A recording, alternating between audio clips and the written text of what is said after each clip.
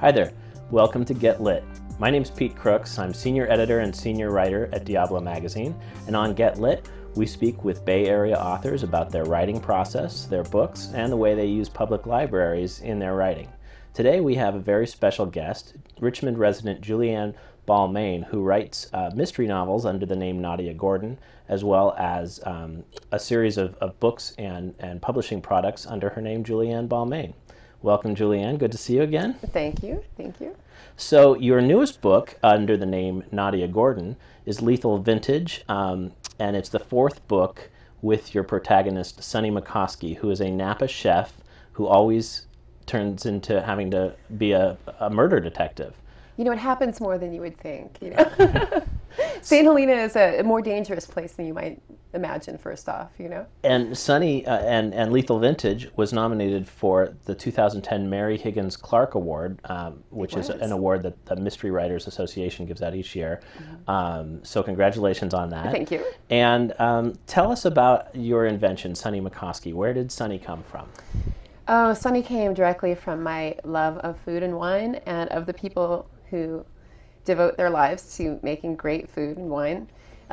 This is something I've always been fascinated with. It's I cook just like an ordinary human, but there are those who really take the culinary arts to the level of an art form, and these people are really fascinating to me. They have, generally speaking, it's hard to generalize, I suppose, that widely, but they tend to have a really formidable force of life in them. They're very passionate, very strong characters, and when I was looking for somebody who was not in law enforcement, who might have the inner capacity to solve a crime, a dangerous crime like a murder, for example, mm-hmm. I thought, you know, a chef could do that. So that's where Sunny came from. And is there a specific chef that has inspired that character? There's a specific friend who is particularly fascinating to watch in the kitchen and just in life.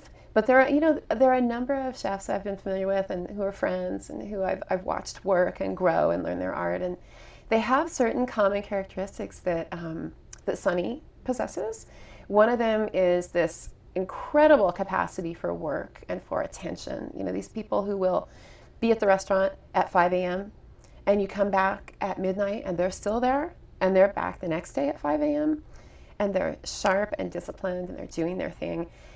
Sunny is like that, you know, or the passion and also the almost sixth sense, you know. Sunny has a nose that is just incredible, and a lot of the people I know who cook really well have that. It's almost beyond olfactory. It's kind of a sixth sense, and she has that.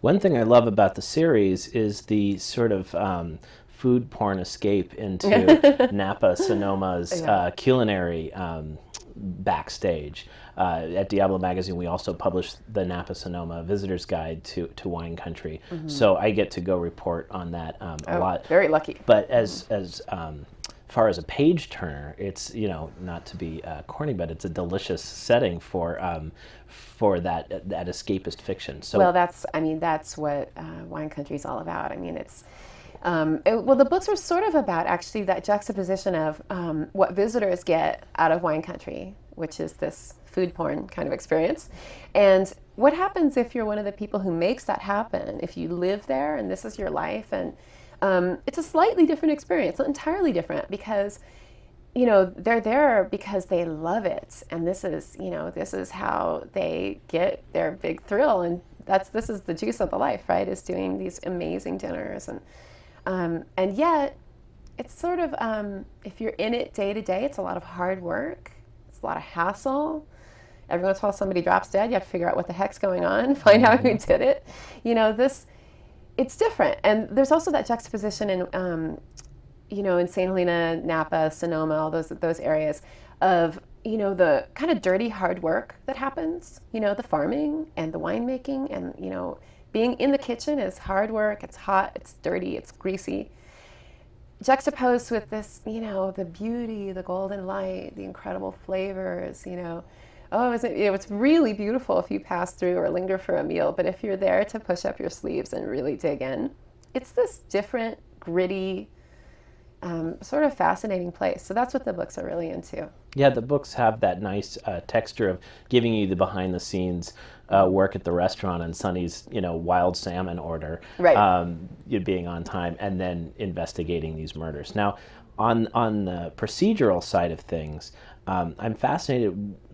As a writer, how do you come up with a character who sort of deserves to die? Like, how do you pick that character? Or even should you? I mean, that's always a big dilemma as a writer. I think it's a hard thing to kill a character.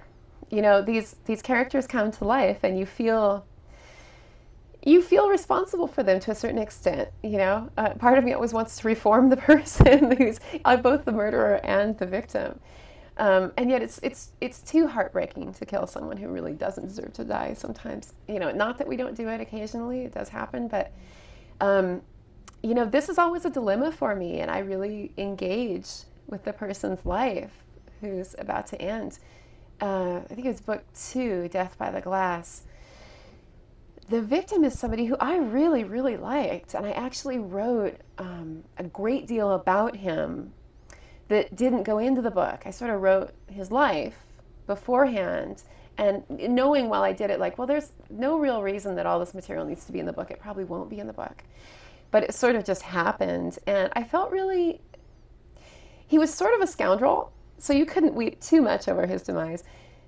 But I did, I really liked him, and luckily he was kind of getting on in years a little bit. He wasn't really old, but at least he had a good life and an interesting life. But I really did sort of hate to see him go. Setting this in Napa, St. Helena, we talked about this a little bit, but what kind of delight as a writer do you have to get to investigate new corners of your region and that culinary world as well as the crime procedural world by bringing Sonny back for further adventures?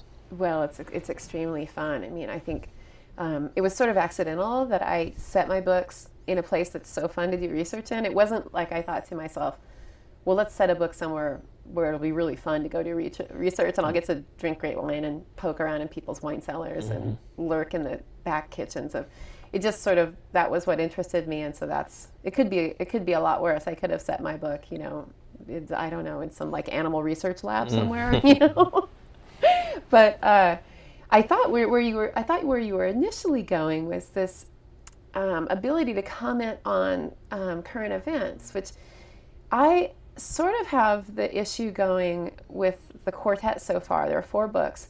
A little bit like Sue Grafton had this problem where her books progressed more slowly than the world does. As a writer, it's sort of hard to keep up it depends on how much space you want to put between books and how long a book takes in that world.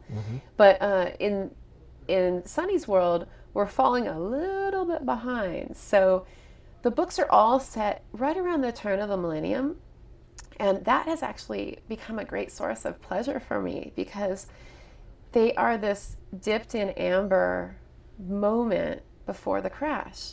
They're sort of post.com crash, but pre-real estate financial world bust. And it's this beautiful little moment that we really delve into in those 4 books.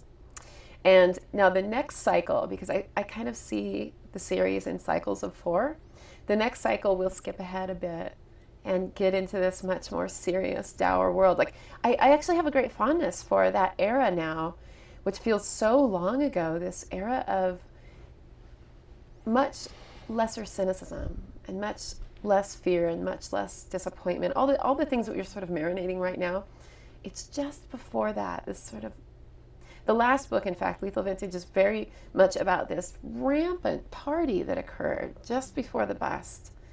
It's a moment. So there's a metaphor there for what was happening in wine country during that time. Because you have such a fondness for Sonny, I'm always curious, where does that character exist in your imagination when you're actually between projects? You've finished the book, you've done the book tour, you haven't started on the next installment. How often does she sort of make her presence known in your mind and remind you that she's out there and needs a new adventure? Well, okay, so for the first few weeks after I shipped that book off to the printer, and I haven't really dug into the next one yet, I'm like, okay, enough already. I don't need to talk for a while. But then with increasing urgency, she comes back into my consciousness more and more frequently and more urgently. Like, hey, hello. It's sort of like that friend that you know you should call and you haven't talked to for a while. And at first it's just a little obligation, like, oh, I should call. And then pretty soon it's like, I really need to call and want to call and I really need to see them. Mm-hmm. And that's a very nice moment. That's when I know it's time to kind of dig in and start working. How did you start writing? And now that you have a successful series of mystery novels that have been nominated for a Mary Higgins Clark Award, let's go back to your first published work. Can you talk a bit about that? Yeah, this is a source of great amusement for my mother, which is that when I first started publishing books, I did a children's book and a little travel book, and I did some very lightweight pop fiction kind of stuff. And then the first big book I did was The Office Kama Sutra with my real name on it. And my mother, so when I later wrote fiction under a pseudonym, she said, well, this really ought to have been the reverse, ideally. But The Office Kama Sutra was a book of comedy that was born mostly because I was reading the Kama Sutra, which is an incredibly beautiful book for anybody who hasn't read it. Especially the back part of the book that isn't really it's not erotic, it's more about relationships, and it's really fascinating. Several thousands of years old Indian text that is entirely relevant to right now. Things don't change very much in that department. Mm-hmm. Anyway, I was gabbing with my editor about what an amazing book it was, and how there was a list. It really was triggered by this list in the back of the Kama Sutra about how to drive away a love.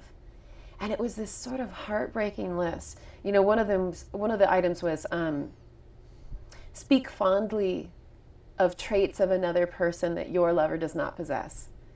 And I thought, how interesting. That's something people do by accident, or maybe it's not an accident. There's a really great nuance. Anyway, I was talking about the Kama Sutra, and I said, the only thing that's not relevant to the modern day is so many people meet the person they fall in love with, or otherwise, at work. We try not to ever have relationships at work, and yet that's where many people spend most of their day, and that's where it happens. That's where you meet people. I said, there's nothing in the Kama Sutra about that, because that was not part of it. And we started laughing about it, and so pretty soon I wrote this little book about it.